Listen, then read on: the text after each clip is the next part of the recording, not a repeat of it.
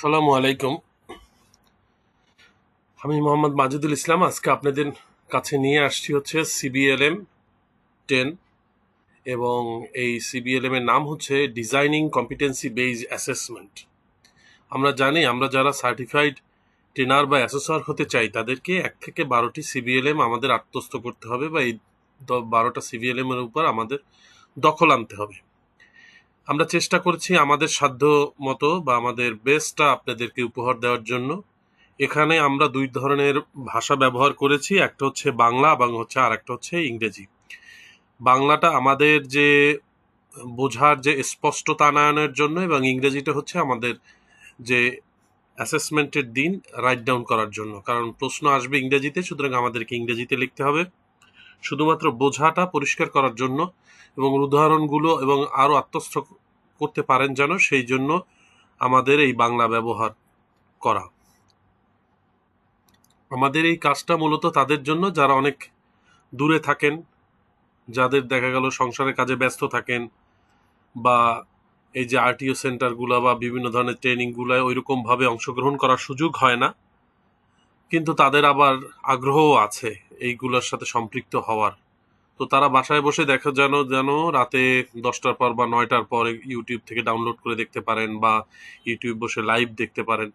তাহলে হচ্ছে কি দেখা গেল যে তাদের জন্য যখন তারা ইচ্ছা মানে পুরোপুরি ফাইনালি মনস্থির করবেন যে এই অ্যাসেসমেন্টে বসবেন, তার আগেই অনেকগুলো টপিক তাদের কাছে পরিচিত মনে হবে।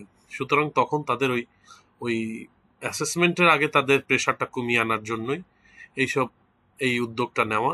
যারা হচ্ছে মানে প্রান্তিক জনগোষ্ঠী, ঘরের মা বোন সংসারের কাজে ব্যস্ত থাকে, তাদের জন্য এটা মূলত।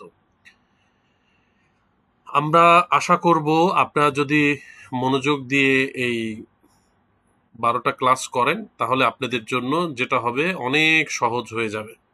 কারণ এখানে তো দেখা গেল অনলাইন প্ল্যাটফর্মে একটা বড় সুযোগ হচ্ছে আপনি টেনে টেনে দেখতে পাবেন। একটা টপিক বুঝতে পারলেন না, আবার আপনি মানে কাউকে বলতে হবে না যে স্যার আবার একটু বলেন, যে আমি শুনতে পাইনি। বা আপনি কোনো একটা প্রোগ্রামে আছেন, আপনি 10 মিনিট শুনলেন, পরে আবার শুরু করলেন, আবার 20 মিনিট শুনলেন। তো এখানে এই ফ্লেক্সিবিলিটি গুলো আছে। তো এইখানে আমার ছোট্ট একটা প্রোফাইল দেওয়া আছে, যদি কেউ আমার সাথে যোগাযোগ করতে চান তাহলে মেইল আইডিতে যোগাযোগ করতে পারেন।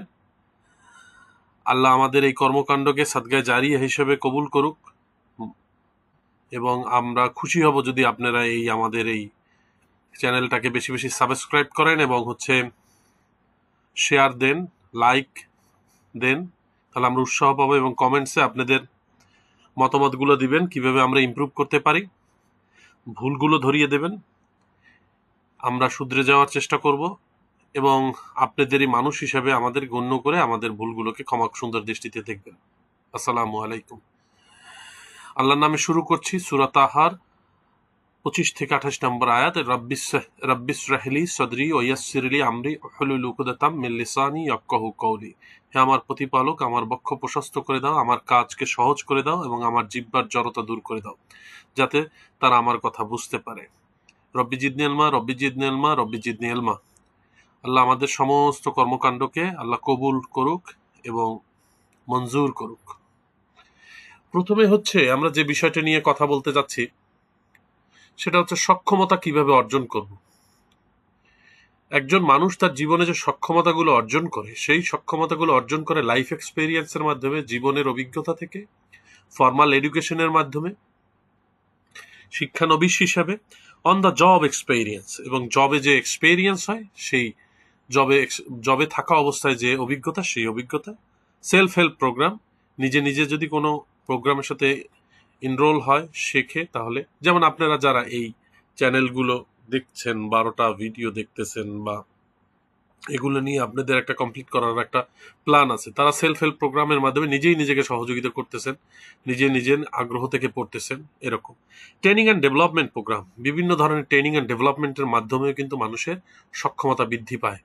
দেখেন, আমরা অনার্স মাস্টার্স পর্যন্ত যতটুকু না শিখি, চাকরির খাতিরে তার চাইতে মানে কর্মজীবনের অনেক কিছু আরো বেশি শিখি, কারণ ওখানে তো থিওরিক্যাল শিখি। এখানে এসে আমাকে এক্সেল শিখতে হয়, পাওয়ার পয়েন্ট শিখতে হয়, প্রেজেন্টেশন শিখতে হয়, এখানে আমাকে কিভাবে মানে প্রপোজাল রাইট আপ করতে হয় সেটা শিখতে হয়, কিভাবে সুন্দরভাবে লেকচার দিতে হয় সেটা শিখতে হয়। মানে আমাদের মানে যে কর্মমুখী শিক্ষাগুলো আরো বেশি নিজেকে মানে সক্ষমতা অর্জনের জন্য আরো বেশি বেশি শিখতে হয় স্ব ইচ্ছা প্রণোদিত ভাবে।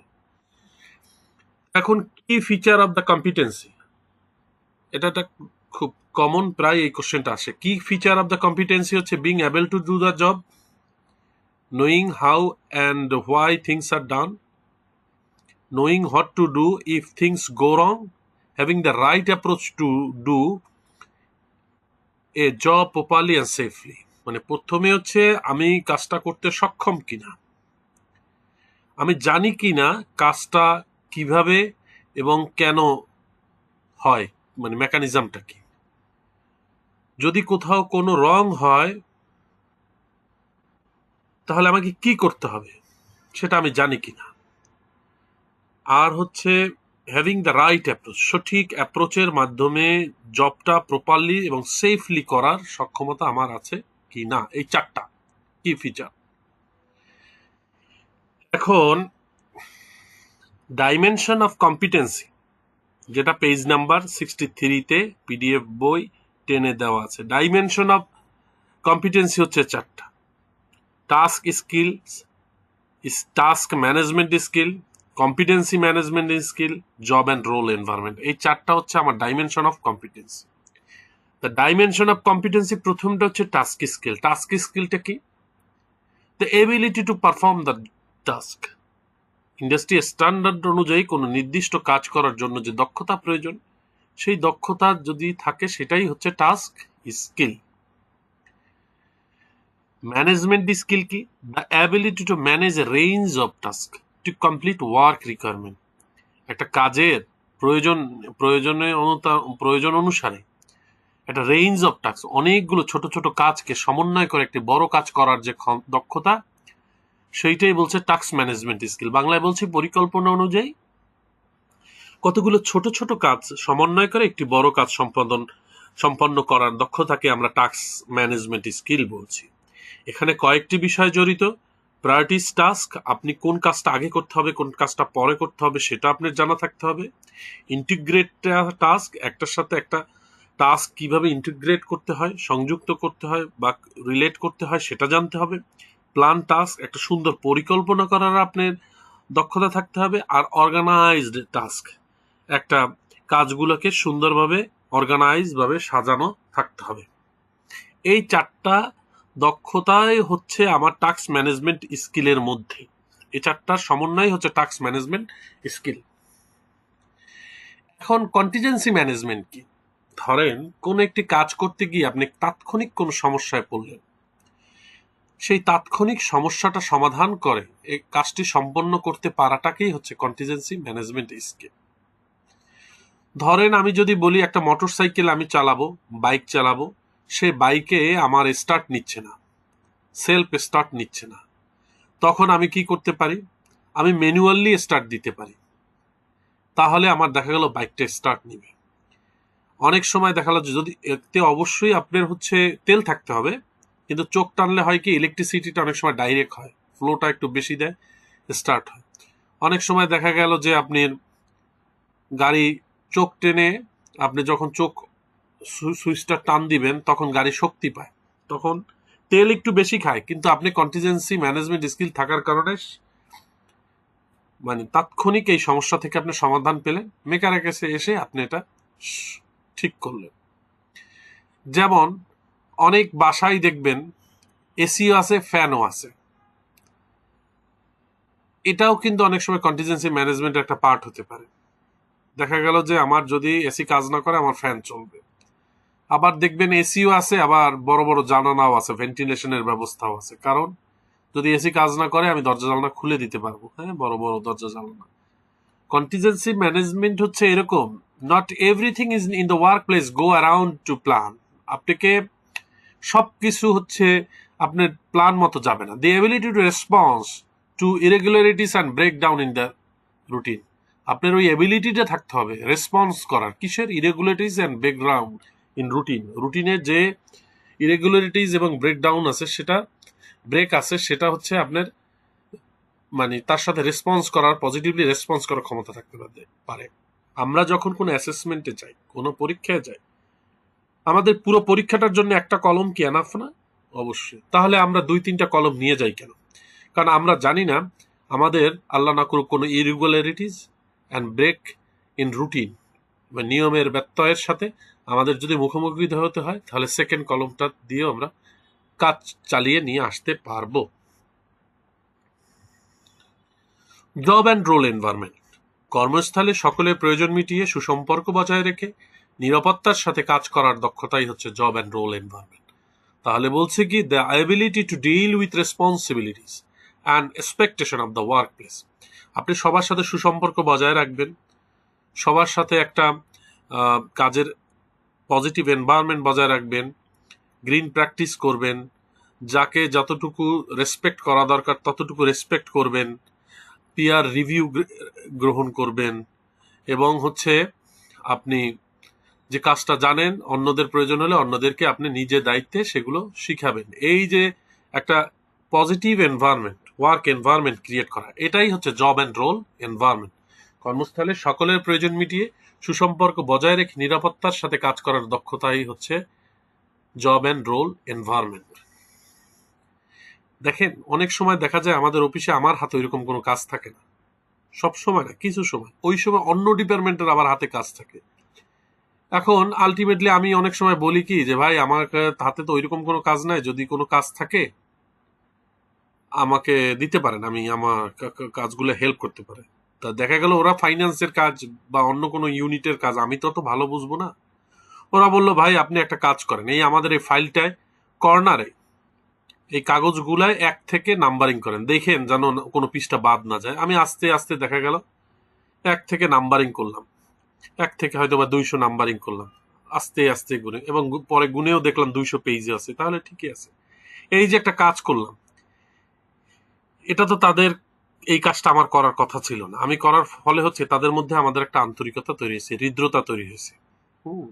আমার কাজে না লাগুক বা না লাগুক সেটা পরের কথা, তাদের প্রতি তো আমি একটা পজিটিভ ভাইব দিলাম, তাই না? এখন আমি যে কি ফিচার অফ দ্য কম্পিটেন্সি বললাম, ডাইমেনশন অফ কম্পিটেন্সি, এই দুইটা মূলত কিন্তু একই। কেমন করে এক? Being able to do the job, এটা কি টাস্ক স্কিল না?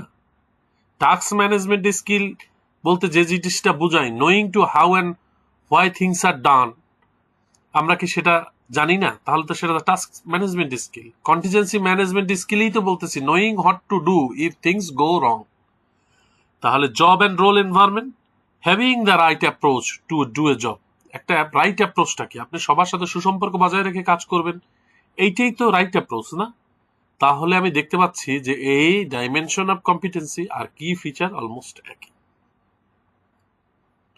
কিন্তু পরীক্ষায় যদি আপনার কি ফিচার অফ দ্য কম্পিটেন্সি আসে, আমি কিন্তু লিখবো being able to do the job, knowing how and why things are done, knowing what to do if things go wrong, and having the right approach to do a job.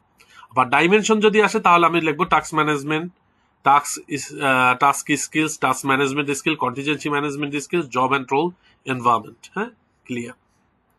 অনেক সময় পুরো কোশ্চেনটা এরকম ভাবে আসে না, অনেক সময় আসে যে সম্পর্ক, অফিসে সবার সাথে সুসম্পর্ক বজায় রাখতে গেলে কোন কম্পিটেন্সিটা আমার দরকার।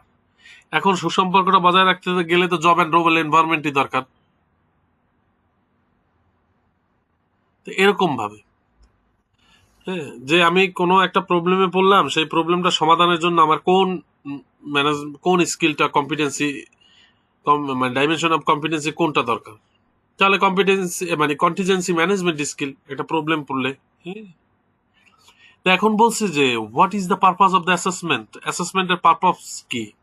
দেখেন, purpose of the assessment is closely linked with linked to its contest. কন্টেস্টের সাথে পারপাস অফ দ্য অ্যাসেসমেন্ট কিন্তু ক্লোজলি লিঙ্ক করা। অ্যাকচুয়ালি দ্য কন্টেস্ট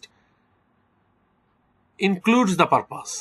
আসলে কন্টেস্ট ইনক্লুড করে, পারপাস ইনক্লুড করে। এখন এখানে কি বলছে, এখানে যেটা বলছে সেটা আমি একটু পরে বলি।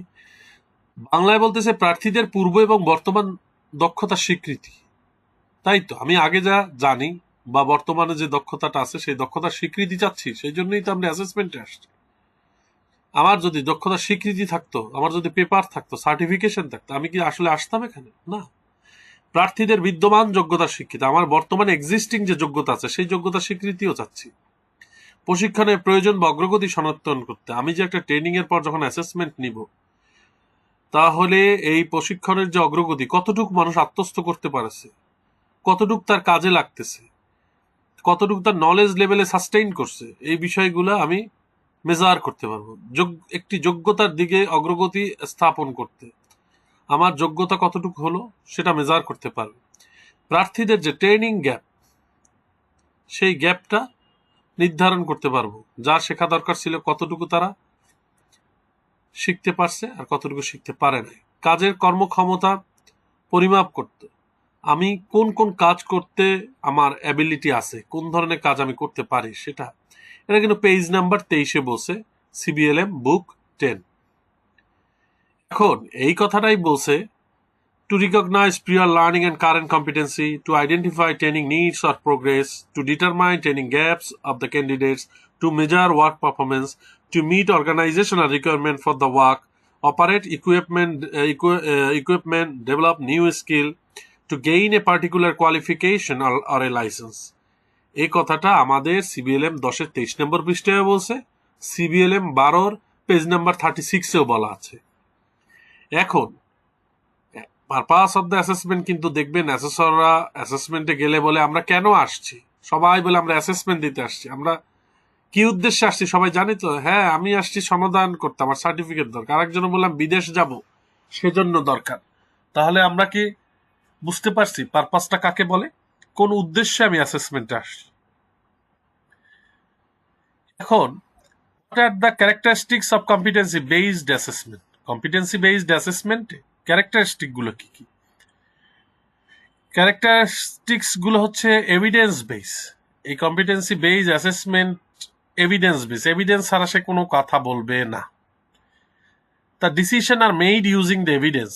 আপনার সাথে খুব ভালো সম্পর্ক, আপনি খুব ভালো জায়গায় চাকরি করছেন, it does not make any sense, এটা আমার কাছে কোনো বিষয় না। বিষয়টা হচ্ছে আমার এভিডেন্স। তো বলছে ক্রাইটেরিয়ন রেফারেন্স। ক্রাইটেরিয়ন রেফারেন্স হচ্ছে একটা সেট স্ট্যান্ডার্ডের এগেনস্টে আপনার মানে পারফরমেন্সকে মেজার করা। তা compare to the set standard, আমার যে স্ট্যান্ডার্ড আছে সেই স্ট্যান্ডার্ডের সাথে আপনি যেটা লিখলেন সেটার কতটুকু মানে সামঞ্জস্যপূর্ণ। Evidence from the training candidate. Competency is determined by the evidence provided. আপনি যে এভিডেন্সটা দিলেন সেটা আপনার কম্পিটেন্সিকে কতটা রিপ্রেজেন্ট করে। Performance to industry standard. Industry standard যে আমার যে ক্রাইটেরিয়াগুলো আছে, focuses on the performing work place activities to industry norm. আমি যে কাজগুলো করতে দিল সেই কাজগুলো আমি ইন্ডাস্ট্রি নর্মস এবং যে স্ট্যান্ডার্ড আছে সেইগুলো মেনটেন করে আমি এই কাজগুলো করতে পারি কিনা। ইন্ডাস্ট্রি নর্মসগুলো কি কি? আমাকে পিপি মেনটেন করতে হবে, আমাকে হেলাফেলাভাবে মেশিন ব্যবহার করা যাবে না, আমাকে মনোযোগী থাকতে হবে, হ্যাঁ, প্রত্যেকটা কাজ আমার দক্ষতার সহিত করতে হবে, হ্যাঁ, অ্যালার্ট থাকতে হবে। সেরকম বলছে যে collected over time, evidence can be gather over time. এভিডেন্সটা মানে আমরা ওভার টাইমে গ্যাদার করতে পারি, evidence can be gathered over time. এখন রিলায়েবল জাজমেন্ট, আপনি যে অ্যাসেসর হিসাবে যে মানে অ্যাসেসমেন্টটা করলেন সেটা অবশ্যই রিলায়েবল হইতে হবে, বিশ্বাসযোগ্য হইতে হবে, হ্যাঁ, রিলায়েবল হইতে হবে। এখন কারণ কি, যে ডকুমেন্টগুলো পেলাম সেই ডকুমেন্টই বলে দেবে whether the candidate is competent or not yet competent. জাজমেন্টটা বিচার হবে হচ্ছে এভিডেন্সের উপর ভিত্তি করে। এবং এখানে রিলায়েবল বলতে বোঝাচ্ছি যে এখানে অ্যাসেসর যদি মানে এক্স এর জায়গায় ওয়াই আসে তাহলেও ওই এভিডেন্সে তাকে নট ইয়েট কম্পিটেন্ট করবে। আবার এক্স এর জায়গায় যদি ওয়াই আসে, যদি এক্স হচ্ছে কম্পিটেন্ট করে, ওয়াইও কম্পিটেন্ট করবে, কারণ এভিডেন্সই বলতেছে সে কম্পিটেন্ট। এখন প্রিন্সিপাল অফ দ্য মানে অ্যাসেসমেন্ট, মানে principal of the competency base অ্যাসেসমেন্টের হচ্ছে 4টা। একটা হচ্ছে ভ্যালিড, একটা হচ্ছে রিলায়েবল, আর একটা হচ্ছে ফ্লেক্সিবল, আর একটা হচ্ছে ফেয়ার। এই চারটা প্রিন্সিপাল নিয়ে হচ্ছে আমাদের কম্পিটেন্সি বেসড অ্যাসেসমেন্ট হয়। প্রিন্সিপাল, এখন প্রিন্সিপাল চারটা কি, এটা কিন্তু খুব কমন কোশ্চেন এবং এটা কিন্তু আসে। ধরেন প্রথম হচ্ছে অ্যাসেসমেন্ট ভ্যালিড বলতে কি বোঝাচ্ছি? অ্যাসেসমেন্ট বৈধ হয় তখন যখন তারা অ্যাসেসমেন্ট করার জন্য যা যা দাবি করে। অ্যাসেসর মনে বললো যে আমি এই জিনিসগুলো আমি করব, তা যদি অ্যাসেসমেন্ট চলাকালীন সময় করতে পারে। তারপর হচ্ছে অ্যাসেসর কি কি মূল্যায়ন করবে। অ্যাসেসর মূল্যায়ন করবে হচ্ছে সে সম্পর্কে সম্পূর্ণরূপে সচেতন হতে হবে। অ্যাসেসর যা মূল্যায়ন করা দরকার বা যে বিষয়গুলো এভিলেট করা দরকার তা যদি সে সঠিকভাবে মূল্যায়ন করতে পারে তাহলে সেটা ভ্যালিড হবে। এভিডেন্স পর্যাপ্ত হলে, আপনার সাফিসিয়েন্ট এভিডেন্স থাকতে হবে। এভিডেন্স পর্যাপ্ত হলে অ্যাসেসমেন্টের বৈধতা অর্জিত হয় এবং সংগৃহীত এভিডেন্স যেন ক্রাইটেরিয়া এবং স্ট্যান্ডার্ডের প্রকৃত প্রয়োজনীয়তা প্রতিফলন করে। পাশাপাশি বলছে কি, অ্যাসেসমেন্টকে ইন্ডাস্ট্রি স্ট্যান্ডার্ড অনুযায়ী হতে হবে। আপনি অ্যাসেসমেন্ট করলেন মন গড়া, ইন্ডাস্ট্রি স্ট্যান্ডার্ডের সাথে এর কোনো মিল নাই, তাহলে এটা আপনি ভ্যালিড হবে না। আপনাকে যা মূল্যায়ন করা দরকার ছিল আপনি সেটা মূল্যায়ন করলেন না। আপনি এই যে যে জ্ঞান এবং দক্ষতাকে তাদের ব্যবহারিক প্রয়োগের সাথে একীভূত করতে হবে। তারা যে জ্ঞান এবং দক্ষতা অর্জন করলো তাকে ব্যবহারিক প্রয়োগের সাথে যদি একীভূত করতে পারে তাহলে হবে হচ্ছে ভ্যালিড। তাহলে আমরা এখানে ভ্যালিডটা পেলাম। এই ভ্যালিডটা যদি আমরা ছোট করে ইংরেজিতে লিখতে চাই, আমরা বেগুনি কালারের এই বোল্ড করা জিনিসটুকু লিখলে হবে। Assess what they claim to assess, aware of what is to be assessed, evidence is sufficient, validity is achieved when evidence is sufficient. তারপর বলছে integrated knowledge and skill with practical application. আপনার যে knowledge এবং skill আছে তা practical সাথে অ্যাপ্লিকেশনের সাথে ইন্টিগ্রেটেড হতে হবে। ইট is testing what is need to test, তাহাই শুধুমাত্র টেস্ট করতে হবে যা প্রয়োজন টেস্ট করার। আর বলছি it is testing what is training program promise to provide and deliver, তাহাই টেস্টিং করা হবে যা ট্রেনিং কমিটমেন্ট করছে, প্রমিস করছে, যা মানে করবে, এবং প্রোভাইড অ্যান্ড ডেলিভার, এবং যা প্রোভাইড করছে এবং যা ডেলিভার করছে তার উপর ভিত্তি করে। আপনি ট্রেনিং এ করানোই হয় না এই জিনিস আপনি মনে করেন দেখা গেল যে অ্যাসেসমেন্টে দিলেন, তাহলে তো সেটা পারবে না। ভ্যালিড হতে গেলে কি কি লাগবে সেই বিষয়গুলো আমরা আশা করি ক্লিয়ার হয়েছি। তাহলে রিলায়েবল কি? রিলায়েবল হচ্ছে consistency and accuracy of A assessment process. যখন আমার এই অ্যাসেসমেন্ট প্রসেসে কনসিস্টেন্সি এবং অ্যাকুরেসি বজায় রাখতে পারবো তখনই হচ্ছে আমাকে একে রিলায়েবল বলবো। রিলায়েবল মিনস কি, under the same condition for the same unit of competency all assessors should reach the same decision based upon the collected evidence. আমি রহিম, আমি যদি এই স্ট্যান্ডার্ডের এগেনস্টে, সেট অফ স্ট্যান্ডার্ডের এগেনস্টে আমি যদি কোনো ক্যান্ডিডেটকে নট ইয়েট কম্পিটেন্ট করি এভিডেন্সের বেসডে, তাহলে যদি সেইখানে সালাম নামে কেউ আসে সেও ওই এভিডেন্সের ভিত্তিতে নট ইয়েট কম্পিটেন্ট করবে, কারণ ওই স্ট্যান্ডার্ডের এগেনস্টে যে এভিডেন্সটা জমা দিছে সেটা কম্পিটেন্ট হওয়ার মতো নয়। তার মানে যেই আসুক সেটা কোনো ম্যাটার না, ম্যাটারটা হচ্ছে ওই এভিডেন্স তাকে সেম রেজাল্ট দেবে অলওয়েজ, সেটাই বলছে। ফ্লেক্সিবলটা কি? ফ্লেক্সিবলটা হচ্ছে learner can demonstrate the learning through direct, indirect and supplementary evidence. Learner তার ডেমনস্ট্রেট করতে পারবে, তার যে শিক্ষাটা হলো, লার্নিংটা হলো, সেটা হচ্ছে ডিরেক্ট এভিডেন্সের মাধ্যমে দেখাতে পারবে, ইনডিরেক্ট এভিডেন্সের মাধ্যমে দেখাতে পারবে, সাপ্লিমেন্টারি এভিডেন্সের মাধ্যমে দেখাতে পারবে। Flexibility allows responsible reasonable adjustment in timing, format, written or verbal or assessment location. হ্যাঁ, এটা বলছে রিজনেবল অ্যাডজাস্টমেন্ট। টাইমিংয়েও রিজনেবল অ্যাডজাস্টমেন্ট হতে পারে। দেখা গেল যে যে ডিসেবিলিটি আছে, হাতে লিখতে সমস্যা, তাকে 10 মিনিট বাড়াই দেওয়া হইলো। বা দেখা গেল যে ডান হাত দিয়ে লিখতে পারে না, বাম হাত দিয়ে তারা বাম হাতের একটা চেয়ারের করা হইলো। বা সে প্রশ্ন দেখতে পাচ্ছে না, কেউ পড়ে পড়ে তাকে প্রশ্ন শোনালো, এরকম। হ্যাঁ, তো লিখতে পারতেছে না, সে একজন রাইটার নিল যে তার কথা শুনে শুনে সে প্রশ্নগুলোর অ্যান্সার দিবে। অ্যান অ্যাসেসমেন্ট লোকেশন, এই কথাগুলাই বলছে ফ্লেক্সিবিলিটি। এখন ফেয়ার হচ্ছে কি? ফেয়ার হচ্ছে যে অ্যাসেসমেন্টের ভিতরে কোনো বয়স, জাতি, ধর্ম, বর্ণ, গোত্র, এই অঞ্চলের ভেদাভেদ থাকবে না, যুগোপযোগী হবে, তাকে ফেয়ার বলে। যেমন assessment are fair when accessible to all candidates regardless of age, gender, disability, background, language, ভাষা, স্থান, কাল, পাত্র, লিঙ্গ, বয়স, ডিসেবিলিটি, ব্যাকগ্রাউন্ড, এগুলো কোনো ম্যাটার না। আপনি তাকে অ্যাসেসমেন্ট নেবেন, ওই অ্যাসেসমেন্টের ভিত্তিতে আপনি তাকে কি করবেন। The process must be transparent, এই যে আপনি তাকে যে অ্যাসেসমেন্ট নিলেন সেটা একটা স্বচ্ছ হতে হবে, and accessible appeal, and with the accessible appeal, এবং সে যদি আপিল করতে চায় সে আপিল যেন করতে পারে, সেই সক্ষমতা মানে সেই সুযোগটা যেন তাকে দেওয়া হয়, এইটাই বলছে ফেয়ার। এখন বলছে what are the benchmark of the competency base assessment. Competency base অ্যাসেসমেন্টের কতগুলা বেঞ্চমার্ক আছে, যেমন competency standard CS, qualification description, assessment plan, certificate requirement, standard operating procedure to work instruction, assessment instrument or tools, evidence requirement, organizational policies and workplace procedure, work healthy and safety legislation, code of practice, guideline, course outline, এগুলো সবগুলো হচ্ছে bench of competency based assessment, যেটা page number 33-তে দেওয়া আছে। এখন আমার কথা হচ্ছে এই পুরো তো আমি লিখতে পারবো না, আমি যদি চারটাও লিখি, হ্যাঁ, পাঁচটা লিখতে পারলে ভালো, যদি চারটাও লিখি তাহলেও বুঝতে পারবে যে এটা আমার জানা আছে।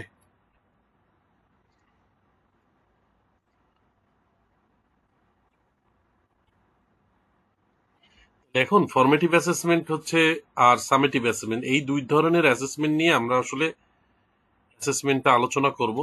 আপনারা সবাই জানেন যে ফরমেটিভ অ্যাসেসমেন্ট হচ্ছে একটা প্রস্তুতিকালীন মূল্যায়ন, সামেটিভ অ্যাসেসমেন্ট হচ্ছে চূড়ান্ত মূল্যায়ন।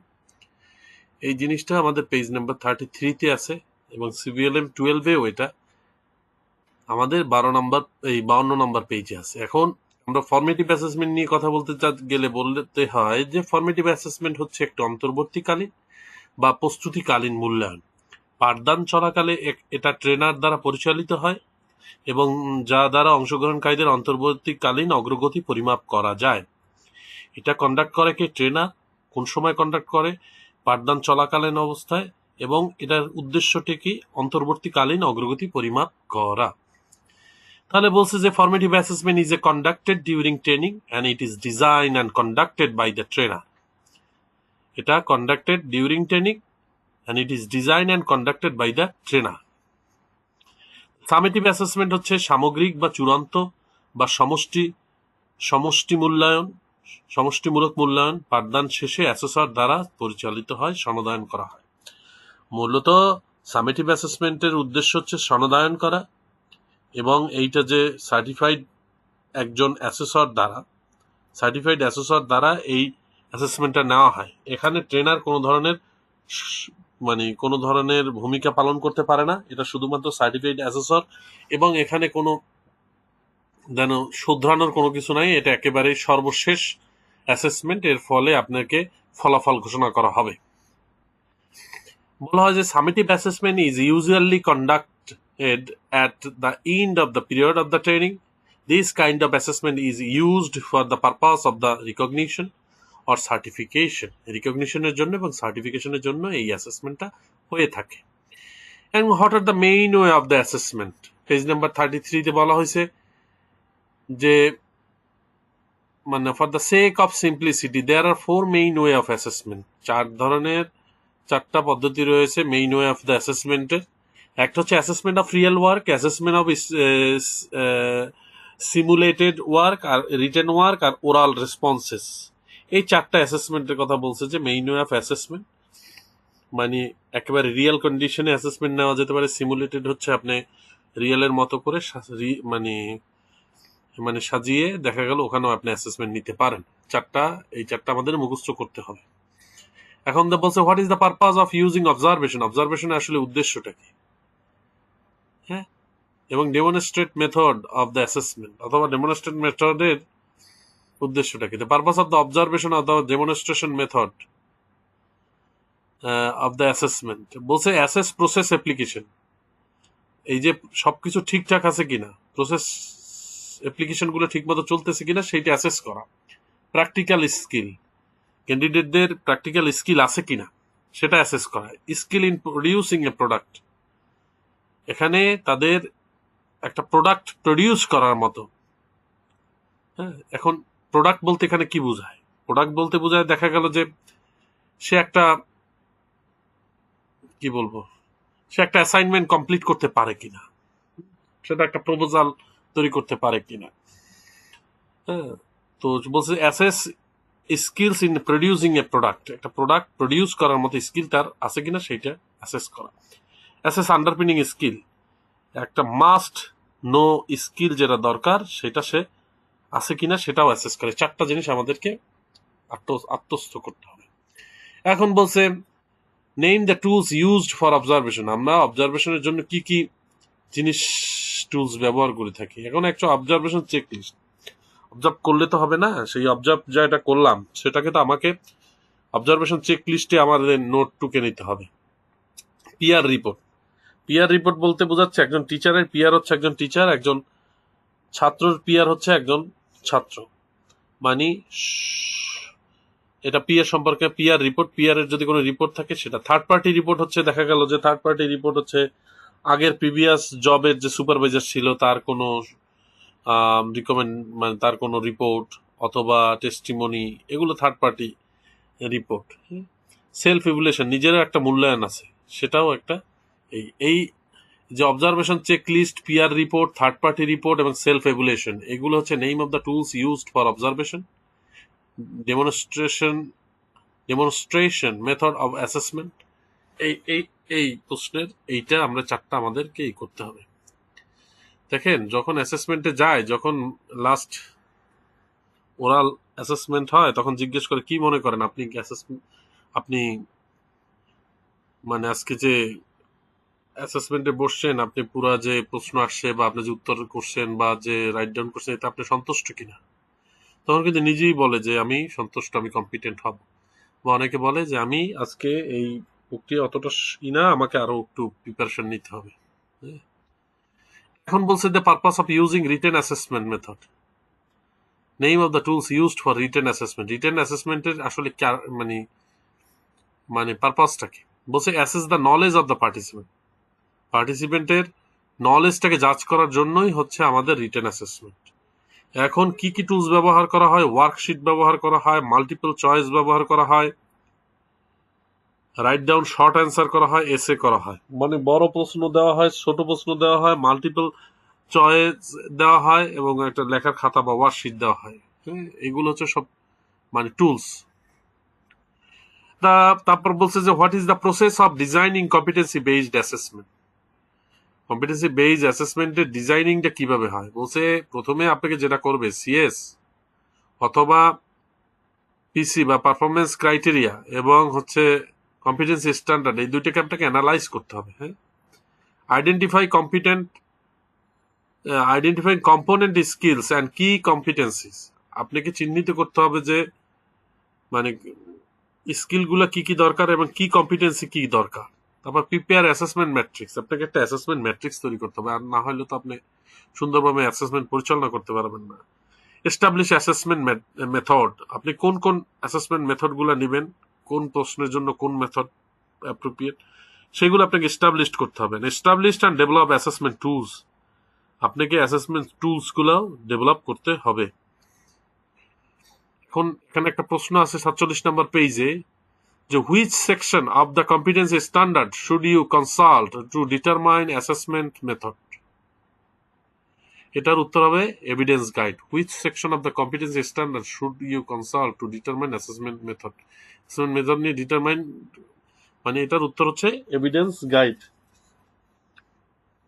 এভিডেন্স গাইডে আপনার কোন মেথডগুলো ব্যবহার করবেন সেগুলো বলা থাকে।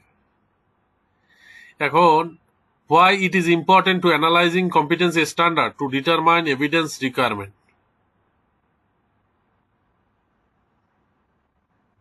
এভিডেন্স রিকোয়ারমেন্ট ডিটারমাইন করার জন্য কেন আমাকে কম্পিটেন্সি স্ট্যান্ডার্ডটাকে অ্যানালাইসিস করতে হবে? বলছে কি দি এসেনশিয়াল নলেজ দরকারি নেসেসারি যে জ্ঞান, এবং বলছে and skill within a unit of competency, এবং যে দক্ষতা একটা ইউনিট অফ কম্পিটেন্সির মধ্যে থাকে, মানে are the benchmark that need to be analyzed to understand and determine what evidence required to be collected to meet the competency standard and requirement. The type of evidence that will match the skill, knowledge and dimension of the competency. বলছে যে যে আপনার একটা CS এবং CS এ অনুযায়ী যে knowledge skill থাকা দরকার, সেই নলেজ স্কিল মানে মানে আছে কিনা, হ্যাঁ, মানে সেটা আমাদের দেখতে হবে। মানে type of evidence that will match, যে এভিডেন্স আমরা কালেক্ট করলাম সেটা নলেজ স্কিল এবং দ্য 4 ডাইমেনশন অফ কম্পিটেন্সির সাথে ম্যাচ করে কিনা, এটাও আমাকে জাজ করতে হবে। বলছে what do you understand by assessment matrix. Assessment matrix টা কি? An assessment matrix selects method for gathering evidence to assess competency across the unit of competency. Assessment matrix হচ্ছে একটা মেথড ফর মানে সিলেক্টস মেথড। এটা এই অ্যাসেসমেন্ট ম্যাট্রিক্সে করে কি, আপনার বিভিন্ন মেথড থাকে এবং আপনি যে কোন মেথড ব্যবহার করে কোন এভিডেন্সটা গ্যাদার করবেন সেইটা মানে ডিজাইন করা থাকে। হ্যাঁ, এইটাই হচ্ছে অ্যাসেসমেন্ট ম্যাট্রিক্স। ধরেন আপনি এই কোশ্চেনটা ওরালে করবেন, এই কম্পিটেন্সিটা আপনি রিটেনে দিবেন, এইটা আপনি ডেমোতে দিবেন, এরকম। তো বলছে direct observation cover all while verbal question varies by element and client need, ensuring throughout the assessment and informed decision. তাহলে আমরা অ্যাসেসমেন্ট ম্যাট্রিক্সটা বুঝতে পারছি। অ্যাসেসমেন্ট ম্যাট্রিক্সটার মাধ্যমে আমরা অ্যাসেসমেন্ট ম্যাট্রিক্সটা একটা আমাদের একটা পরিকল্পনা দেয় যে আমি অ্যাসেসমেন্টটা কিভাবে পরিচালনা করব। বলছে এভিডেন্স গাইডটা কি? The evidence guide is a mandatory. Evidence গাইডটা আমাদের জন্য খুবই দরকারি। The purpose of the evidence guide is to guide the assessor in the collection of the evidence. Evidence guide হচ্ছে গাইড করে অ্যাসেসরকে এই এভিডেন্স কালেকশনের ক্ষেত্রে। Evidence guide must relate directly to the elements of performance criteria, range of variable. এই evidence গাইডকে relate করে, সরাসরি relate করে এলিমেন্টের সাথে এবং পারফরমেন্স ক্রাইটেরিয়ার সাথে, রেঞ্জ অফ ভেরিয়েবল সাথে এগুলা রিলেট করে এভিডেন্স গাইড। আবার বলছে কি evidence guide is A part of competency standard which serve as a guide in the assessment unit of competency in the work place and training environment. হ্যাঁ, এবং সাথে সাথে বলছে ইট provides guidance on the assessing performance criteria and variable range specific to each unit, adding effective assessment in the practical setting. এখন evidence গাইডটা কি? Evidence গাইডে হচ্ছে কতগুলো পার্ট থাকে। হ্যাঁ, এভিডেন্স গাইডে 7টা হচ্ছে সেকশন থাকে। এই 7টা সেকশনের সমন্বয়ে একটা এভিডেন্স গাইড তৈরি। একটা হচ্ছে critical aspect of competency, আন্ডারপিনিং knowledge, আন্ডারপিনিং skill, required attitude, resource implication, method of assessment, contest of assessment. এই 7টা থাকে। এই 7টা আমরা আপনাদের সাথে বিস্তারিত আলোচনা করব পরবর্তীতে স্লাইডগুলোতে।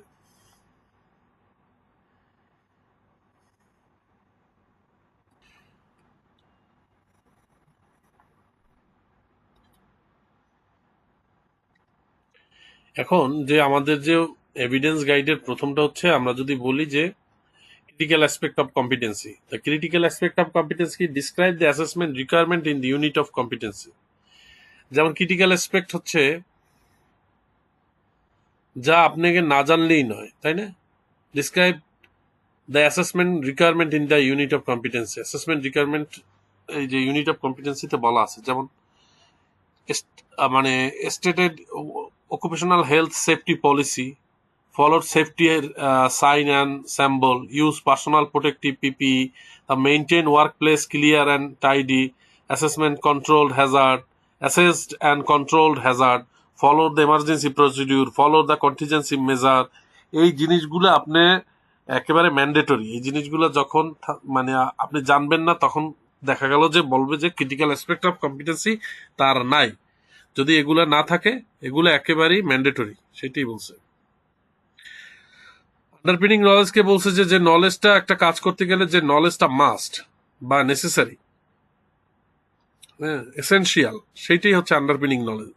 কেমন বলছে specific knowledge that is essential to performance for essential to the performance of the competency. যেমন আপনি ওএইচএস অকুপেশনাল হেলথ সেফটি ডেফিনেশন যদি না থাকে, এই নলেজটুকু না থাকলে, work safety procedure, emergency procedure, different type of Hazard আপনি জানেন না, পিপি কিভাবে ব্যবহার করতে হয়, পিপি কি এগুলো জানেন না, তাহলে তো হবে না। এগুলো একেবারে আন্ডারপিনিং নলেজ। আন্ডারপিনিং স্কিল কি? যে স্কিলটা একেবারে এসেনশিয়াল স্কিল, যেটা আপনাকে মানে আপনাকে জানতেই হবে, হ্যাঁ, সেইটা হচ্ছে হ্যান্ডেলিং অফ পিপি, কিভাবে পিপি মানে পড়তে হয় বা ব্যবহার করতে হয়, কমিউনিকেশন স্কিল, এই স্কিলটা আপনাকে জানতে হবে। রাইটিং রিপোর্ট, হ্যাঁ, কিভাবে রিপোর্ট লিখতে হয় সেটা, প্রেজেন্টেশন স্কিল সেটা হইতে পারে, রেসপন্ডিং অ্যান্ড এমার্জেন্সি প্রসিডিউর আপনি কিভাবে রেসপন্ড করবেন, এবং handling cleaning tools and equipment, কিভাবে মানে টুলস গুলোকে পরিষ্কার পরিচ্ছন্ন করবেন, ইকুইপমেন্ট গুলা সেইগুলো জানতে হবে। একটা জিনিস আমি বলি, যদি আপনি মোটরসাইকেল চালান বা একটা গাড়ি চালান, গাড়িতে প্রথম চাকায় ফ্রন্ট টায়ারে কি পরিমাণ এয়ার প্রেসার থাকতে হবে, পাম্প থাকতে হবে, সেটা আপনাকে জানতে হবে, হ্যাঁ। এটা হচ্ছে আপনাকে মাস্ট নো, মানে আন্ডারপিনিং নলেজ। এবং পিছনের চাকায় কতটুকু থাকতে হবে সেটাও আন্ডারপিনিং নলেজ। কিন্তু এই মানে আপনি যদি চাকা পাংচার হয়, তাহলে এই চাকা খুলে ফেলার যে স্কিলটা, হ্যাঁ, এই স্কিলটাকে আপনাকে থাকতে হবে, এই স্কিলটাকেও থাকতে হবে। এটাকে বলা হয় আন্ডারপিনিং স্কিল। মানে এটা না থাকলে, কারণ সবসময় যে আপনি ড্রাইভে গাড়ি চালাবে তা না, অনেক সময় তো আপনিও চালাইতে পারেন, তাই না? তাহলে তো আপনাকে জানতে হবে যে চাকাটা কিভাবে খুলে পিছনের স্পেয়ার চাকাটাকে এইখানে সেট করবে, এই স্কিলটা থাকতে হবে। যেমন রান্না বান্নার ক্ষেত্রে যদি আমরা বলি যে আপনি মনে করেন দুইজনে ভাত খাবে, তার জন্য কতটুকু চাল আপনাকে পাতিলে দিতে হবে, এটা তো আপনার আন্ডারপিনিং নলেজ। এইটুকু না জানলে আপনি কি রান্না বান্না জানেন? আপনার একটা ডিম ভাজি করার স্কিল থাকতে হবে, তাই না? বেসিক আপনি চা করতে পারার স্কিলটা থাকতে হবে, এটা বেসিক স্কিল, হ্যাঁ। এখন চা করতে গেলে কি কি লাগে? দুধ, চিনি, চা পাতা, গরম পানি। এইটুকু যদি আপনি না জানেন, তাহলে বলবো যে আপনার আন্ডারপিনিং নলেজ নাই। অ্যান্ড রিকোয়ার্ড অ্যাটিটিউড, একটা কাজ করার ক্ষেত্রে কিছু ধরনের পজিটিভ অ্যাটিটিউড দরকার। বা দেখেন, জন ম্যাক্সওয়েল বলছে কি, your attitude determined your action determines your accomplishment. তো এখন বলছে, আপনি যদি there is no doubt that skill experience is required to get the job, skill এবং এক্সপেরিয়েন্স আপনাকে চাকরিটা পাওয়ার জন্য দরকার, কিন্তু but only a positive attitude can keep the job. কিন্তু আপনি যদি পজিটিভ অ্যাটিটিউড থাকে, সেটা আপনি চাকরিকে ধরে রাখতে সাহায্য করবে। A positive attitude is highly recommended in the work place. একটা পজিটিভ অ্যাটিটিউড খুব বেশি recommended in the work place. যেমন আপনি সবসময় টাইমলি অফিসে আসবেন, আপনি অনেস্টি মেনটেন করবেন, ডিউটি মেনটেন করবেন, আপনার প্রম্পটনেস থাকবে, ক্যারিয়ার দেখতে বেশি, কাজটা আমাদের দ্রুত শেষ করতে হবে, হ্যাঁ। আপনার মধ্যে এনভায়রনমেন্টাল কনসার্ন থাকবে, আপনি দেখা গেল যে ময়লা ফেললেন এমন একটা জায়গায়, যেটাই আপনি দেখা গেল ওয়েস্টেজ ফেললেন এমন জায়গায় এনভায়রনমেন্ট নষ্ট করতেছে, বা কনজিউমেবল যেগুলো রিসাইকেল করা যায় সেগুলো রিসাইকেলের ব্যবস্থা করলেন। তা আবার এগারনেস টু লার্ন, আপনার শেখার আগ্রহ থাকতে হবে, টাইডিনেস অ্যান্ড টাইমলিনেস, আপনার পরিষ্কার পরিচ্ছন্নতা এবং সহানুভূতিতা জানতে হবে, respect of peers and seniors in the work place, আপনি যাদের সহকর্মী তাদের প্রতি শ্রদ্ধাশীল এবং সিনিয়রদের প্রতি ওয়ার্ক প্লেসে শ্রদ্ধাশীল থাকতে হবে, তাই না? তাদের কাছ থেকে অনেক কিছু শেখার আছে, তাদের প্রতি আপনার রেসপেক্টফুল থাকতে হবে, তাহলে এনভায়রনমেন্টটা আসলে ওয়ার্কিং এনভায়রনমেন্টটা পজিটিভ একটা এনভায়রনমেন্ট হবে। আসলে ওই যে কাজ করতে গেলে যে যে ইকুইপমেন্ট, টুলস, মেটেরিয়ালস দরকার, এইটাই হচ্ছে রিসোর্স ইমপ্লিকেশন। বলছে this section identify the resource needed for the successful performance. একটা সাকসেসফুল পারফরমেন্সের জন্য যে যে রিসোর্স গুলো দরকার, সেইটাই হচ্ছে রিসোর্স ইমপ্লিকেশন। ওই এই রিসোর্স গুলা আমার ইউনিট অফ কম্পিটেন্সিতে ডিসক্রাইব করা থাকে, হ্যাঁ। এখানে কি বলছে? Work environment and condition, tools, equipment, materials, এগুলো সব হচ্ছে আমার resource implication. Context of assessment, দেখেন 57 নম্বর পেজে কন্টেস্ট অফ অ্যাসেসমেন্টে বলা হয়েছে, competency assessment must be done in NSD accredited assessment centre. যে সেন্টারে কম্পিটেন্সি অ্যাসেসমেন্টটা পরিচালিত হবে, সেটার NSD, national skill development authority কর্তৃক স্বীকৃত হতে হবে, এবং assessment should be done by NSDA certified nominated assessor, এবং এনএসডিএ সার্টিফাইড নমিনেটেড অ্যাসেসর দ্বারা এটা পরিচালিত হতে হবে, ডান বাই। এখন কন্টেস্ট অফ অ্যাসেসমেন্ট আরো সহজে আমি আপনাকে বুঝাই। কে অ্যাসেসমেন্টটা নিবে? অ্যাসেসর অ্যাসেসমেন্টটা নিবে। সে কোথা থেকে সার্টিফাইড? সে এনএসডিএ থেকে সার্টিফাইড। কোন মুডে ট্রেনিং হয়েছে?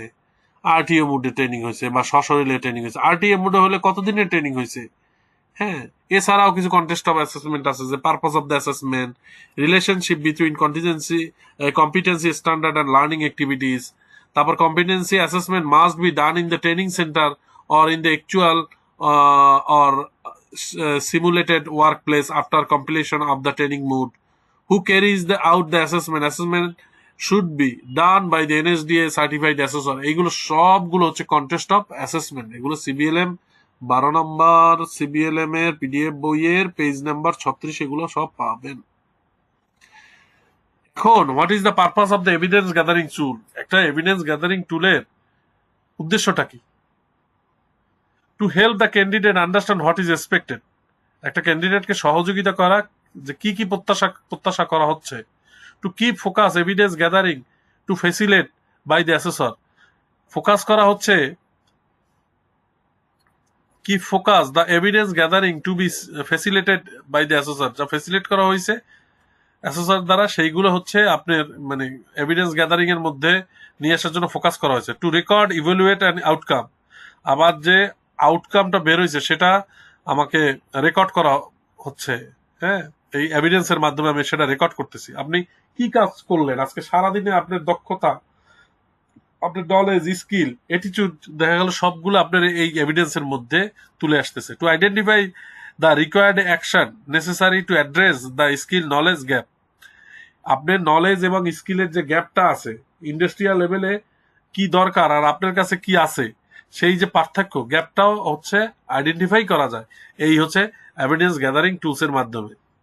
দেখেন, আপনি যদি প্রত্যেকটা প্রশ্নের উত্তর জানা থাকে এবং আপনি সঠিকভাবে যদি সেটা সঠিক জায়গায় লিখতে পারেন বা শো করাতে পারেন, তাহলে কারো সাধ্য নাই আপনাকে নট ইয়েট কম্পিটেন্ট করে। আর আপনি যদি মানে অনেক বড় ব্যাকগ্রাউন্ডের লোক হন, অনেক বংশীয় লোক হন, দেখতে অনেক ভালো হন, কিন্তু আপনি এভিডেন্সটা ভালোভাবে সাবমিট করতে পারেন না, আপনি সক্ষমতাটাকে রাইট ডাউনও করতে পারেন না, আবার শো করতে পারেন না, তাহলে কেউই আপনাকে কম্পিটেন্ট করবে না। এখন আমি খুব সহজে 3টা জিনিস বুঝাই। অনেকে মেথড, অ্যাসেসমেন্ট টুলস এবং এভিডেন্সের পার্থক্য বোঝে না বা অনেক সময় গোলমাল খেয়ে যায়। আমি বুঝি মেথড হচ্ছে কি। মেথড হচ্ছে একটা পদ্ধতি, যে পদ্ধতির মাধ্যমে আপনি এভিডেন্স গ্যাদার করবেন। তা মেথডটা কি? রিটেন একটা মেথড, তারপর ডেমনস্ট্রেশন একটা মেথড, ওরাল একটা মেথড, পোর্টফোলিও একটা মেথড। যাই হোক, আমরা পোর্টফোলিওর মধ্যে না যাই, এই 3টার মধ্যে থাকি। এখন রিটেন যে আমার যে অ্যাসেসমেন্ট হবে, সে অ্যাসেসমেন্টের কিসের মাধ্যমে আমি রিটেনটা নিব? তা রিটেন কোশ্চেন ইয়ার, এই যে যার মাধ্যমে আমি পরীক্ষাটা নিচ্ছি বা অ্যাসেসমেন্টটা নিচ্ছি, এইটাই হচ্ছে আমার অ্যাসেসমেন্ট টুলস। তাহলে হচ্ছে আমার প্রশ্নপত্র, তার question sheet, written question sheet.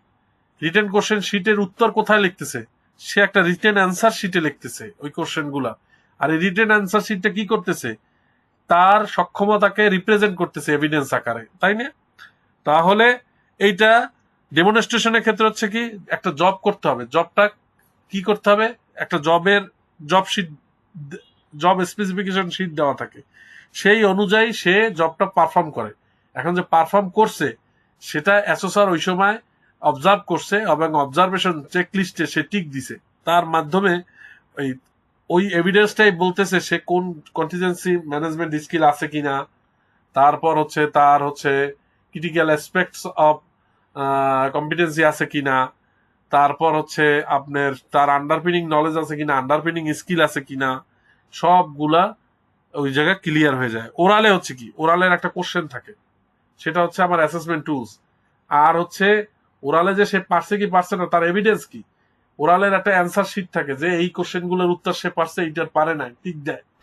সেই বাচ্চা একটা ওরাল চেকলিস্ট থাকে, বা কোনটা পারছে কোনটা পারে না। তাহলে ওইটা দেখলে বোঝা যায় যে 5টা কোশ্চেনের মধ্যে সে 5টাই পারছে, অথবা 5টার মধ্যে 3টা পারছে। তাহলে আমরা মেথড, অ্যাসেসমেন্ট টুলস আর এভিডেন্স যার মাধ্যমে গ্যাদার করা হয় সেটাই হচ্ছে অ্যাসেসমেন্ট টুলস। এভিডেন্স গ্যাদার করে কিভাবে? রিটেন অ্যান্সার শিট, তো অ্যান্সার তো ওই কোশ্চেনের অ্যান্সারই তো আসে, তাই না? আমি তো অবজার্ভ করি, বা আমার যে জবটা অবজার্ভ করা হয় এবং চেক লিস্টে যেটা লেখা হয় যে এইটা পারছি, সেটা তো ওই জব শিট অনুযায়ী করি, তাই না? আবার ওরালের যে অ্যান্সার শিটটা থাকে সেটা তো আসলে ওরাল কোশ্চেনিয়ারের অ্যাগেনস্টই থাকে, তাই না? এখন এভিডেন্স আসলে দুই ধরনের। বলছে evidence is information gather which provides proof of competency. একটা মানে এভিডেন্স কি করে, আপনাকে প্রুফ কম্পিটেন্সি প্রোভাইড করে, মানে এমন কিছু তথ্য প্রোভাইড করে যার মাধ্যমে প্রমাণিত হয় যে আপনি এই কম্পিটেন্সি গুলো আপনার আছে, এটা প্রুফনেস। হ্যাঁ, তো এভিডেন্স আপনি দুই ধরনের এভিডেন্স হয়, একটা হচ্ছে ডিরেক্ট এভিডেন্স আর একটা ইনডাইরেক্ট এভিডেন্স।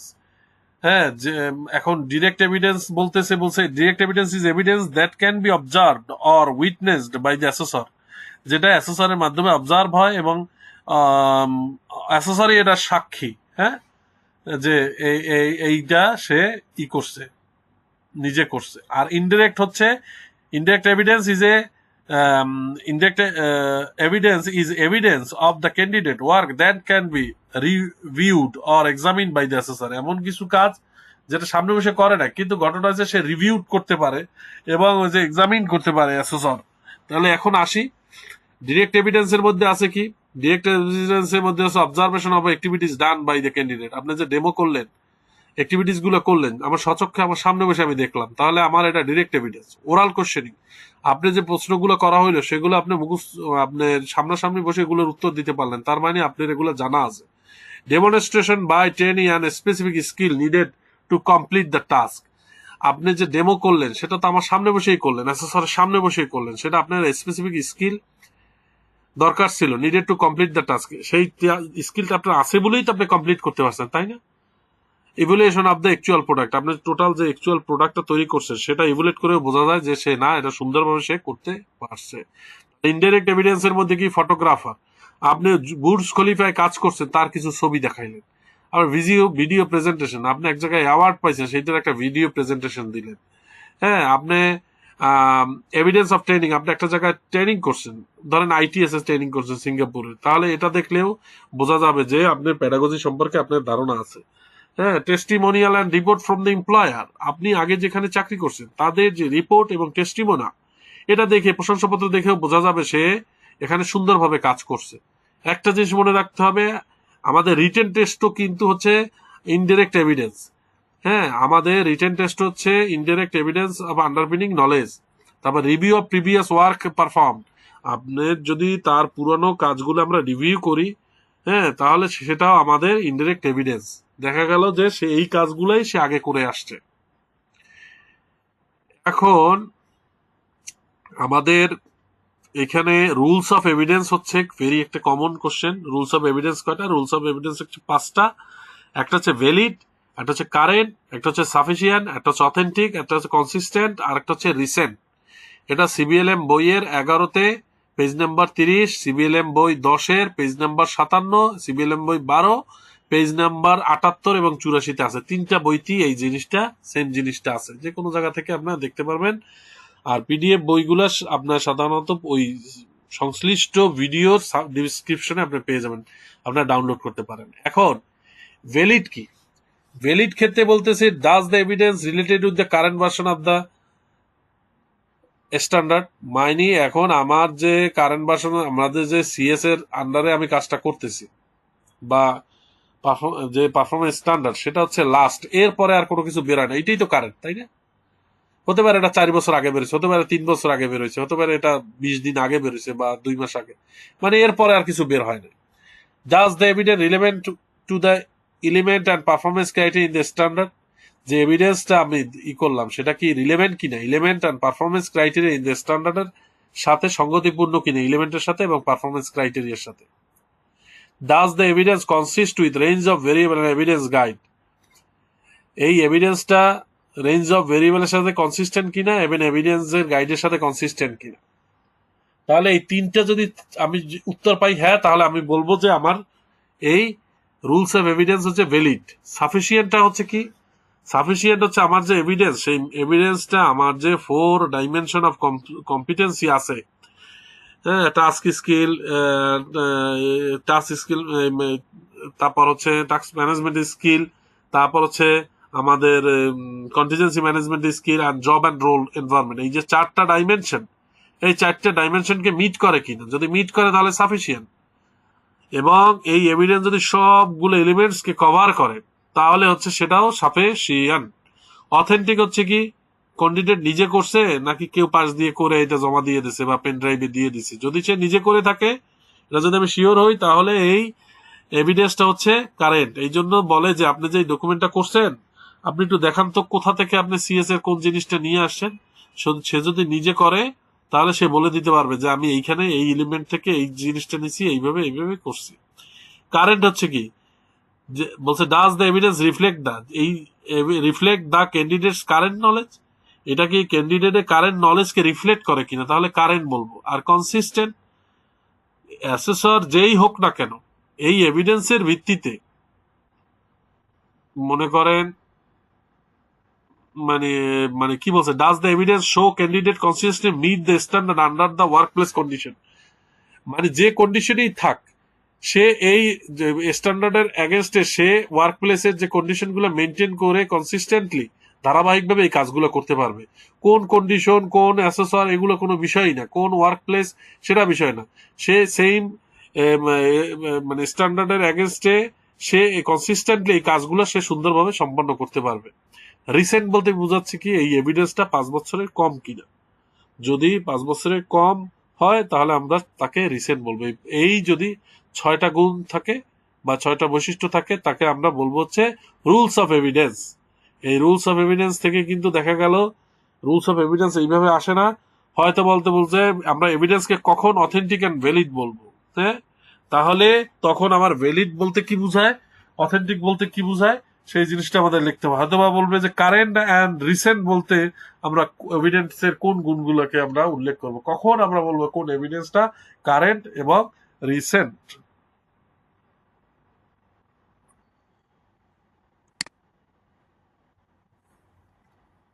তারপর বলছে যে what is assessment plan, assessment plan কি এবং কিভাবে কে অ্যাসেসমেন্ট প্ল্যানটা ডেভেলপ করে। প্রথমে বলতেছি যে অ্যাসেসমেন্ট প্ল্যান ডেভেলপ করে হচ্ছে অ্যাসেসমেন্ট ডিজাইনার। একটি কোর্স বা প্রোগ্রাম বা ইউনিট অফ কম্পিটেন্সির জন্য একটি মূল্যায়ন পরিকল্পনা তৈরি করা হয় যাতে কোর্স বা যোগ্যতা বা যোগ্যতার একটি ইউনিট বা ইউনিটগুলো মূল্যায়নের একটি ওভারভিউ প্রদান করা হয়। সেই কথাটাই বলছে যে assessment plan is a develop for the course or program or unit of competency to provide an overview of the assessment of the course. ওই যে কোর্স এর একটা ওভারভিউ প্রদান করা হয়, সেটাই বলছে যে what is the assessment plan, assessment প্ল্যানটা কি। এখন অ্যাসেসমেন্ট প্ল্যানের ক্ষেত্রে একটা জিনিস হচ্ছে কি আপনাকে মনে রাখতে হবে যে অ্যাসেসমেন্ট প্ল্যানে যে আপনি কয়েকটা কোশ্চেন আছে, 4টা কোশ্চেন, এই 4টা কোশ্চেন আপনাকে উত্তর পেলেই আপনি সুন্দরভাবে অ্যাসেসমেন্ট প্ল্যান করতে পারবেন। আপনাকে মানে to help us the organize competency there are 4 question that we can ask, আমরা জিজ্ঞেস করতে পারি। একটা হচ্ছে can this person transfer this skill to new situation, এই যে পার্সন সেটা কি তাদের এই নিউ যে স্কিলটা শিখলো বা স্কিলটা শিখলো সেটা নিউ একটা পরিস্থিতিতে সে ট্রান্সফার করতে পারে কিনা। হ্যাঁ, দ্বিতীয় কথা হচ্ছে how does the person response when things go wrong, এই পার্সনটা আসলে যখন কোন একটা জিনিস মানে ভুল পথে যায় তখন এটার সাথে কিভাবে আসলে রেসপন্ড করে। And person cope with the changes, person কি আসলে আপনার পরিবর্তনের সাথে খাপ খাওয়াতে পারে কিনা। আর this person manage the task, এই পার্সনটা কাজগুলোকে সমন্বয় করতে পারে কিনা, ম্যানেজ করতে পারে কিনা। হ্যাঁ, এই 4টা কোশ্চেন যদি মানে অ্যান্সার আসে তাহলে আপনাদের জন্য খুব সহজ। বলা হয় in development the assessment plan it is essential to consider the dimension of the competency. আপনার যখন আপনার অ্যাসেসমেন্ট প্ল্যান তৈরি করবেন তখন আপনার ডাইমেনশন, কম্পিটেন্সির যে 4 ডাইমেনশন, এই ডাইমেনশনটা কনসিডার করলেই আপনার জন্য এটা তৈরি করাটা সহজ হবে। সোজা কথা, assessment plan includes purpose and aim of the assessment. আপনি কি উদ্দেশ্যে অ্যাসেসমেন্ট দিচ্ছেন এবং লক্ষ্য কি, সেটা হচ্ছে আপনার অ্যাসেসমেন্ট প্ল্যানে ইনক্লুড থাকে। কন্টেস্ট অফ অ্যাসেসমেন্ট, আমি অলরেডি বলছি যে কন্টেস্ট অফ অ্যাসেসমেন্টটা কি। সে কন্টেস্ট অফ অ্যাসেসমেন্টও থাকে। Relevant benchmark for the assessment, relevant benchmark ও অ্যাসেসমেন্টের এই আপনার অ্যাসেসমেন্ট প্ল্যানের মধ্যে থাকে। Other assessment information documentation identify as a relevant such as যে হোয়াট টু বি অ্যাসেসড, কি অ্যাসেস করা হবে, and how assessment is to take place, এখন কিভাবে অ্যাসেসমেন্ট নেওয়া হবে, where assessment is to take place, কোথায় নেওয়া হবে assessment, and when assessment is take place, এবং কখন না হবে। এই জিনিসগুলা সবগুলো অ্যাসেসমেন্ট প্ল্যানে উল্লেখ থাকে। এই অ্যাসেসমেন্ট প্ল্যান আপনাকে একজন অ্যাসেসরকে গাইড করে যে অ্যাসেসমেন্টটা কিভাবে সে কন্ডাক্ট করতেছে, কোথাও কিছু সে চেকলিস্টের মতো কাজ করে, সে ভুল করলো কিনা, কোনো কিছু ফেলে গেল কিনা। এখন বলছে there are stage of preparing an assessment plan. এখানে অ্যাসেসমেন্ট প্ল্যানে বলছে কি, প্রথমে read and understand the unit of competency, আপনাকে প্রথমে আন্ডারস্ট্যান্ড মানে পড়তে হবে এবং বুঝতে হবে ইউনিট অফ কম্পিটেন্সি কি। Select and elements of element of elements, আপনাকে এলিমেন্টস গুলোর মধ্যে থেকে একটা এলিমেন্টকে সিলেক্ট করতে হবে। Identify evidence requirement, performance criteria, dimension of competency, underpinning skill and knowledge and critical aspect of competency, এগুলো আইডেন্টিফাই করতে হবে। এবং identify best way of collecting evidence, refer rules of evidence. হ্যাঁ, আইডেন্টিফাই করতে হবে best way of collecting evidence, এভিডেন্সটা কিভাবে collect করতে হবে তার বেস্ট ওয়ে আইডেন্টিফাই করতে হবে। রেফার টু, যেটা রেফার করে হচ্ছে রুলস অফ এভিডেন্স, এবং documentation, document assessment and evidence plan. এই জিনিসগুলাই হচ্ছে মানে অ্যাসেসমেন্ট প্ল্যানের পিপিআর কিভাবে করবে তার স্টেজগুলো এখানে বলা আছে। এগুলো আমাদের একটু মনোযোগ সহকারে পড়তে হবে, বারবার দেখতে হবে, তখন আমাদের এগুলো মাথার মধ্যে অটো চলে আসবে যে আমাদের কি কি ধাপগুলো, কোন কোন ধাপে কি কি করতে হবে। এখন বলছে holistic assessment design. Holistic assessment ডিজাইনে বলা হচ্ছে কি, সামগ্রিক মূল্যায়ন শিক্ষার্থীদের শেখার সমস্ত দিক দেখে, শিক্ষার্থীদের শেখার সমস্ত দিক দেখে, যার মধ্যে প্রাতিষ্ঠানিক পড়াশোনা আছে, ব্যক্তিগত বৃদ্ধি আছে এবং মানসিক বিকাশ আছে, তাদের শক্তি, দুর্বলতা এবং আগ্রহগুলোর একটি পুঙ্খানুপুঙ্খ উপলব্ধি প্রদান করে। এটি মূল্যায়ন করে যে শিক্ষার্থী কত ভালোভাবে জ্ঞান প্রয়োগ করে, সমস্যার সমাধান এবং প্রযুক্তিগত দক্ষতা ও মনোভাব ও নৈতিকতা প্রদর্শন করে। তাহলে এটি মূল্যায়ন করে কি, যে শিক্ষার্থীরা কতটা ভালোভাবে জ্ঞান প্রয়োগ করতে পারে, সমস্যার সমাধান করে এবং প্রযুক্তিগত দক্ষতা এবং মনোভাব ও নৈতিকতা প্রদর্শন করে সমস্যার সমাধান করতে পারে, সেই বিষয়টাই হলিস্টিক অ্যাসেসমেন্ট ডিজাইনে দেখা হয়। এটা আমাদের 65 নাম্বার পেজে আছে। তাহলে এইখানে আরো কয়েকটা বিষয় দেখা হয়, নলেজ দেখা হয়, আন্ডারস্ট্যান্ডিং দেখা হয়, প্রবলেম সলভিং অ্যাবিলিটি দেখা হয়, টেকনিক্যাল স্কিল দেখা হয়, অ্যাটিটিউড দেখা হয়, এথিক্স দেখা হয়।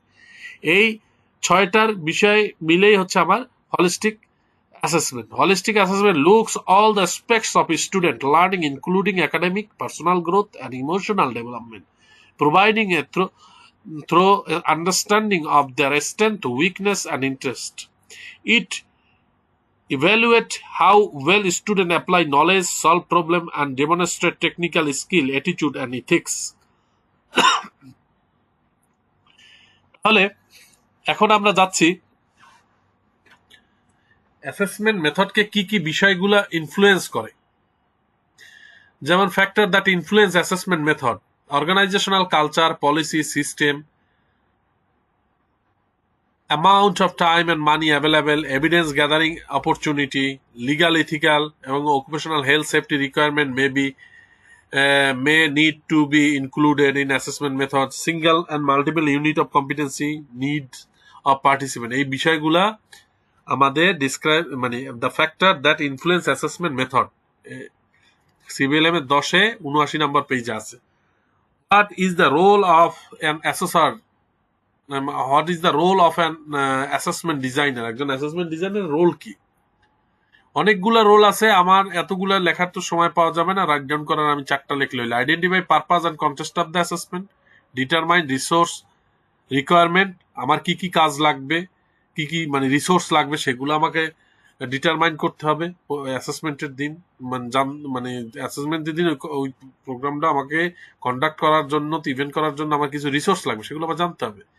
কেন আমি এই প্রোগ্রামটা করতেছি, অ্যাসেসমেন্টটা করতেছি, সেইটার উদ্দেশ্যটা, পারপাস এবং কন্টেস্ট আমাকে এই দুইটা আইডেন্টিফাই করতে হবে। অ্যানালাইজ কম্পিটেন্সি স্ট্যান্ডার্ড, আমাকে সিএসটাকে অ্যানালাইজ করতে হবে। ডেভেলপ অ্যাসেসমেন্ট ম্যাট্রিক্স, আমাকে একটা অ্যাসেসমেন্ট ম্যাট্রিক্স ডেভেলপ করতে হবে। হ্যাঁ, and determine requirement of evidence gathering tools according to the assessment matrix, আমাকে এই অ্যাসেসমেন্ট ম্যাট্রিক্সের অনুযায়ী যেভাবে করা আছে সেইভাবে আমার মানে আমাদের এভিডেন্স গ্যাদারিং যে টুলসের মাধ্যমে আমাদের এভিডেন্স গ্যাদার করতে হবে। এই বিষয়গুলো আমরা যদি রাইট ডাউন করতে পারি 4 থেকে 5টা, তাহলে আমাদের হবে। এখন পোর্টফোলিও কি? পোর্টফোলিও হচ্ছে যে জিনিসগুলো আপনি আগে বিভিন্ন ধরনের কার্যক্রম করছেন তার প্রমাণপত্র, যেগুলো হচ্ছে আপনার সক্ষমতাকে, সামর্থ্যকে রিপ্রেজেন্ট করে। যেমন আপনি একটা জায়গায় কাজ করছেন, তার একটা ছবি, আপনি কিছু একটা প্রেজেন্টেশন দিলেন, আপনি বুর্জ খলিফায় কাজ করছেন, তার একটা ভিডিও দেখাইলেন, হ্যাঁ, আপনি দেখাইলেন যে আপনি সিঙ্গাপুরে এই কাজগুলো করে আসছেন। Depending on your profession, your portfolio should include a wide variety of writing samples, photographs, images, project summary, or report. A portfolio is a compilation of work, samples, and professional documents that serve as evidence your skill and accomplishment. আপনি একটা award পাইছেন, সেই অ্যাওয়ার্ডটা কি প্রমাণ করে? যে আপনি এই জিনিসটা দক্ষর উপরও দক্ষ, তাই না? আপনি স্টাইপেন্ড পাইছেন, তাহলে এটা তো প্রমাণই করে যে আপনি ভালো ছাত্র। স্টাইপেন্ড পায় কারা? ভালো ছাত্রই পায়। আপনি একটা ট্যালেন্ট, আপনি এই স্ট্যান্ড করছেন, তাহলে এটা প্রমাণ করে কি আপনি সেরাদের সেরা। তারপর বলছে কি, for selection of appropriate assessment method and tools what should you consider first. আমি যখন অ্যাপ্রোপ্রিয়েট অ্যাসেসমেন্ট মেথড করব, কালেক্ট এভিডেন্স দ্যাট মিটস, আমি এমন কিছু রুলস অফ আমি এমন কিছু এভিডেন্স কালেক্ট করব যেগুলো আমার রুলস অফ এভিডেন্স এবং প্রিন্সিপাল অ্যাসেসমেন্টকে মিট করে। আমি এভিডেন্স কালেক্ট করব যেটা হচ্ছে আমি যে বললাম যে রুলস অফ এভিডেন্স এবং প্রিন্সিপাল অ্যাসেসমেন্টকে মিট করবে, সেইটাই হচ্ছে আমার অ্যাপ্রোপ্রিয়েট হবে এভিডেন্স কালেকশনের ক্ষেত্রে। What is the advantage of role play and simulation. Role play বা সিমুলেশনের উপকারিতা কি? Enable adjusting various settings need to be evaluate wide range of activities according to the standard. Provide flexibility in scheduling আর হচ্ছে standardize activity to ensure fair assessment. এখানে এই বিষয়গুলা flexibility in scheduling এর flexibility থাকতে হবে। ইনশিওর ফেয়ার অ্যাসেসমেন্ট বলতে বোঝাচ্ছে কি, জাতি ধর্ম বর্ণ নির্বিশেষে সকালকে আমরা একই মেজারমেন্টে একই স্ট্যান্ডার্ডে মেজার করব। সেটা wide range of activities evaluate. হ্যাঁ, কেউ যদি দেখা গেলো রিটেনে পারলে রিটেনে, আবার না পারলে দেখা গেলো তাকে আবার ওরালে জিজ্ঞেস করা, ডেমোতে না পারলে তাকে আবার ওরালে জিজ্ঞেস করা। Various setting needed to evaluate wide range of activities, হ্যাঁ, বিভিন্ন অ্যাক্টিভিটিস এর মাধ্যমে ইভ্যালুয়েট করা, হ্যাঁ, adjusting various setting. What are the common shortcomings in the assessment design? Common shortcoming assessment design common shortcoming কি? Assessment criteria did not address the performance statement. এটা একটা common shortcoming. Incomplete instruction, আপনি এমন instruction দিলেন যেটা পরিপূর্ণ না। Conflicting instruction in the assessment plan, এমন কিছু ইনস্ট্রাকশন দিলেন যেটা অ্যাসেসমেন্ট প্ল্যানের সাথে সঙ্গতিপূর্ণ না। Did not address all performance criteria, আপনি সমস্ত পারফরমেন্স ক্রাইটেরিয়া গুলা অ্যাড্রেস করলেন না। ল্যাক অফ অ্যাসেসমেন্ট টুলস, আপনার যে টুলস গুলো আনছেন সেগুলো এই অ্যাসেসমেন্ট কন্ডাক্ট করার জন্য সাফিসিয়েন্ট না। Lack of instruction to assessor, একজন অ্যাসেসরকে যে ইনস্ট্রাকশন গুলো দেওয়া দরকার অ্যাসেসমেন্ট কন্ডাক্ট করার জন্য, conduct assessment and uses of assessment tools, দুইটার ক্ষেত্রেই সেটা ঘাটতি আছে। ল্যাক অফ ইনস্ট্রাকশন টু লার্নারকে তো আপনাকে কিছু ইনস্ট্রাকশন দিতে হবে, সেটারও ঘাটতি আছে। এই কমন শর্টকামিং গুলা অ্যাসেসমেন্ট ডিজাইনের, এই কমন শর্টকামিং এইগুলো সবগুলো না লিখতে পারলেও বোল্ড করা যেগুলো, এগুলো লিখতে পারলেই হবে। Lack of instruction of learner, lack of assessment tools, did not address all the performance criteria, conflicting instruction in the assessment plan, incomplete instruction, assessment criteria did not address the performance statement. আপনারা আমাদের সাথে এতক্ষণ ছিলেন, সেজন্য আপনাদেরকে আল্লাহ বরকত দান করুক, সাইয়েদগুলো হাসানাত দ্বারা পূর্ণ করুক। আপনি আমাদের এই চ্যানেলটি যত বেশি সাবস্ক্রাইব করবেন আমরা অত বেশি উৎসাহিত পাবো, এবং আপনাদের মতো মানুষ এবং আমাদের মতো মানুষের কাছে যারা টিবেটকে চর্চা করতে চায় তাদের কাছে এটা আরো ছড়িয়ে যাক এবং মানুষ উপকৃত হোক। আল্লাহ আমাদের এই কর্মকাণ্ডকে সাদকাতুল জারিয়া হিসাবে কবুল করুক। আর আপনারা আপনাদের মতামত, সুচিন্তিত মতামতগুলোকে কমেন্ট সেকশনে দিবেন এবং আপনাদের পরিচিত এবং যারা এরকম অ্যাসেসমেন্টের সাথে জড়িত তাদের সাথে শেয়ার করবেন। আমাদের এই পুরো কর্মকাণ্ডের সাথে আমরা দুইজনে জড়িত ছিলাম, মোহাম্মদ মাজিদুল ইসলাম এবং রাজিয়া খান। আপনারা আমাদের জন্য দোয়া করবেন, আল্লাহ যেন আমাদের সাইয়্যদগুলো হাসানাত দ্বারা পূর্ণ করে দেয় এবং যে উদ্দেশ্যে এই কর্মকাণ্ড সেই উদ্দেশ্যের মধ্যে আল্লাহ যেন বরকত দান করে এবং কাবিলিয়ত এবং কবুলিয়ত দান করে। আসসালামু আলাইকুম।